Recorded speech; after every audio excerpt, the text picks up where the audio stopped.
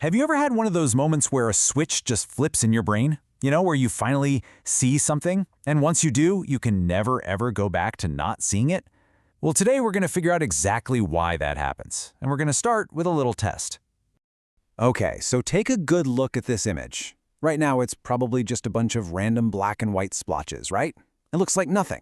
Your brain is scrambling, trying to find a pattern, trying to make any sense of all this visual noise. But can you see what's hiding in there? And there it is. It's a Dalmatian sniffing the ground. Now that I've shown you, something pretty incredible and, more importantly, irreversible has just happened in your head. I could take that outline away and you'd still see the dog. Go ahead, try. Try to go back to seeing just the blobs. It's basically impossible, isn't it? So what's going on here? This experience, what some scientists call experiential blindness and its sudden cure, it brings up a really fascinating question.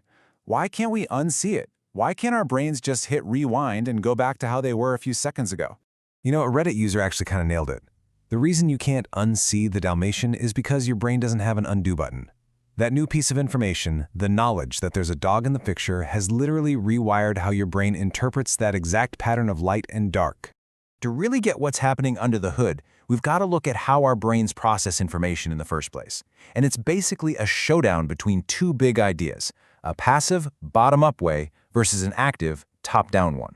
For the longest time, the idea that made the most sense was bottom-up processing. The idea that our eyes are like little cameras, just passively sucking in data, and then our brain pieces it all together. But it turns out the reality is so much cooler. Our brains actually work top-down.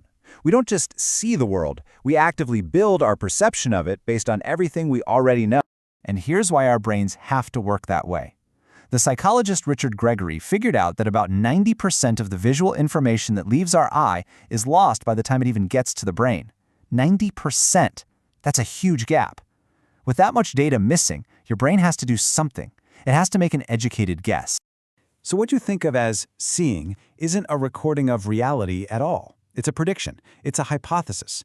Your brain is constantly running these little simulations, guessing what's out there based on your past experiences, and then it checks those guesses against the tiny trickle of sensory data it's actually getting. Seeing the Dalmatian? That was your brain finding a new hypothesis that suddenly fit the data perfectly. Now, this idea of a predictive brain, it's not just some cool theory. We can actually see the evidence for it in action. We can see how what we know literally changes what we perceive, right down to the most basic level. Check this out. In one amazing study, people were shown letters that were flashed on a screen so fast they were practically invisible. But if they heard a sound cue, just someone saying the name of the letter right before the flash, their ability to see it shot way up. A simple sound, just a piece of knowledge, literally made the invisible visible. And this is where it gets really wild. We've gone beyond just knowing this happens. We can now pinpoint where these big perceptual shifts are coming from. Using tools like fMRI, we can literally watch the brain as it makes up its mind. So in this super clever experiment, scientists showed people an ambiguous image, one you could see in two different ways. They then watched their brain activity in two scenarios, one where the person's perception flipped all on its own, and another where they changed the image to force the flip. But here's the kicker. It was all about the timing.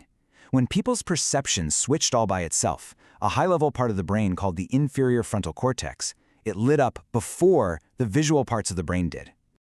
So what does that mean? It's the proof. The order of operations was top-down. The decision-making, executive part of the brain seemed to be calling the shots, sending a memo down to the vision department saying, hey, we're seeing something different now. It's the neural signature of your brain deciding on a new reality for you. Now, this whole active, constructive process, it's not just for figuring out weird blobs and dots. It's also how we figure out ourselves. This leads us to a really deep question. Think about it. If our brain builds the world we see by using past knowledge to interpret sensory data, could it be doing the exact same thing with our internal world? Could our emotions be constructed, not just triggered? Well, according to the conceptual act theory, that's exactly what's happening. An emotion isn't some pre-wired circuit that just gets turned on. It's a conceptual act. It's your brain's best guess about what all your internal bodily sensations, your racing heart, your churning stomach, what they all mean in that specific moment. Think about it. A racing heart could be excitement if you're about to go on a roller coaster, or it could be fear if you're about to give a big speech. The physical feeling itself is ambiguous. It's just like those black and white blobs. Your brain uses concepts it's learned your whole life to turn that raw data into a meaningful emotion, getting you ready to act. So when you pull all of this together, from seeing a hidden dog in a picture to feeling a really complex emotion, it all points to one incredibly powerful and personal conclusion about how we experience life itself. Your brain isn't just a passive observer, sitting in a dark room watching a movie of the world. It's the active author. Every single moment of your life, it's taking all the raw data from your senses, outside and inside, and it's weaving it into a coherent story, using all the predictions and concepts it's learned from your past. And that leaves us with one last, pretty provocative thought.